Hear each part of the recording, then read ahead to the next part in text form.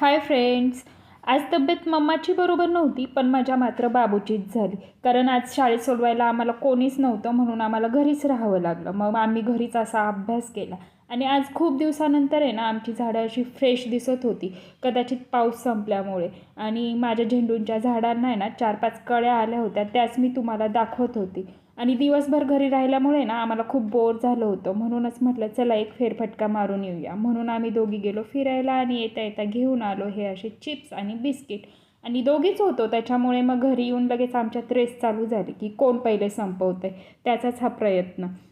आणि ना मग संध्याकाळच्या वेळेत तनिषा मस्त खेळून आली आणि मस्त अशी देवपूजा करून घेतली. रात्रीच्या जेवणामध्ये बनवली होती वांग्या बटाट्याची पातळ भाजी, भात आणि ठेचा बनवायचा प्लॅन होता.